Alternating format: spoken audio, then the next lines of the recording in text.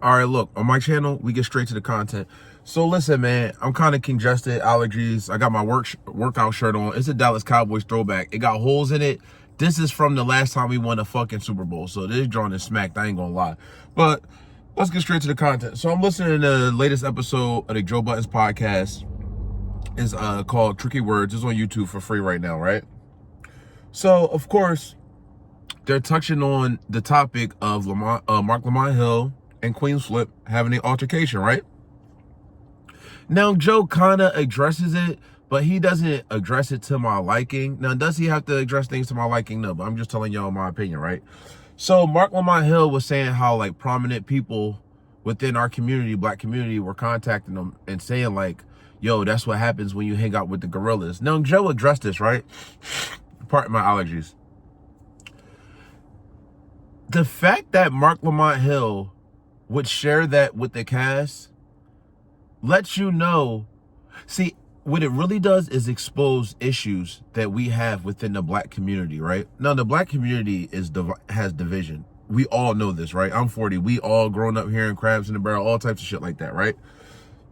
So between Mark Lamont Hill and like, let's say educated black men in comparison to quote unquote non-educated black men, and then even when you have Kurt Franklin and Jonathan Majors and NLE Chopper having a conversation about the Holy Trinity. Not going to give my opinions on the Holy Trinity. It's not that type of video. But it's always division when it comes to the black community of men who think they know more than other men, and instead of really giving them education or helping them or trying to see their perspective and having a healthy topic, they label their own people. I find that to be like outrageous, especially in the current climate that we're in politically, right? I don't care who you voted for, whether it's Kamala Harris, whether it's Donald Trump, right? But things are moving in a way that aren't favorable to minorities and not favorable to black people in general, especially black men, right?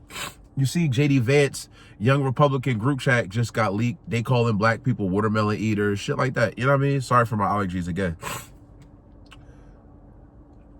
It's time, like a lot. So like when we grew up, like growing up, you hear about Malcolm X and Martin Luther King and shit like that. These are people that were like educated. These are men, black men that were educated and they was handling business, right? A lot of these educated guys now, like these black men, like, it doesn't have to be necessarily Mark Lamont Hill. You look at all these little educated black guys, they always soft as fuck. And now we get into a point where you can't just point out, hey, this person is racist, or hey, this is an injustice, or hey, this, or hey, that. You got to actually be willing to physically step up and handle business. And the educated black people are creating a division, and that division has always existed, and they're doing nothing to bring it back together. All they want to do is talk down to one another. Well, not one another, to people they deem less educated. Jonathan Majors telling NLE Chopper, if you believe Jesus is your brother, you need to go read the word again. Actually, Jonathan Majors, you probably should go read the word again, because the word is kind of tricky. I'm not giving my opinions on the Holy Trinity, but sometimes Jesus refers to his God who's in heaven, and sometimes he says we are one. It gets tricky. But black people be ready to condemn other black people over a misinterpretation. An argument between brothers, even though Queen's Flip is not really a brother. Like I said, sorry for my allergies. I'm sniffling and shit, but I had to get this video. Even though Queen's Flip is not a brother, two minorities having a disagreement, and now someone on the back channels is telling Mark Lamont Hill, oh, this is what you get for hanging out with them gorillas. Excuse me? I don't find that funny or entertaining. And a lot of the fans in Joe Budden's podcast are waking up to Mark Lamont Hill talk about a bunch of bullshit, and a lot of these black educators do that. And like in the society that we in right now, all that talking, all that pointing across the street, hey, that dude's a racist, it's coming to an end. And you're going to need black men to stand on it. And and I love Joe Buttons. I've been a Joe Buttons fan my whole life. I love the podcast. They don't always cover topics exactly how I want them to. And like, I'm not always pleased with how they cover the topics, but I fuck with the podcast. But you got old men, not old men because they 40, they older than me.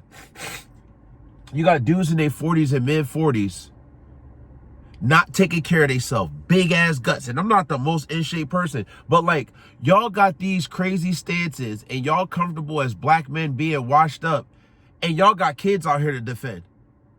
When has it become cool for black men to be 40 and washed the fuck up? When has that happened? I don't know what kind of old heads y'all grew up around. My dad, my uncles, they was all in fucking shape. All of them. So when did it become cool for black men not be able to stand their ground, hold their own, and protect their family? You got Ishik Joe up there, Queens Flip, already counted as a black man, big ass fucking guts. We already know Ice ain't gonna stand up for nothing. But they putting out this image like, oh, I'm washed. I don't know about y'all. I got kids out here and I got daughters. I'm not about to be the fuck washed the fuck up the way the shit is going right now. I gotta be able to hit a nigga with the jab and land the right hand and drop him, Deontay Wilder style.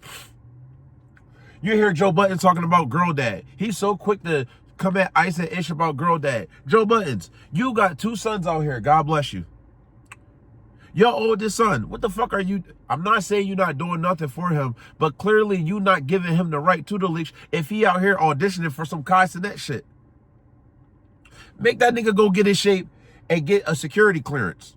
You got the money. Why he out here trying to be a rapper? Why he out here trying to be an entertainer? Nigga, you already got the money.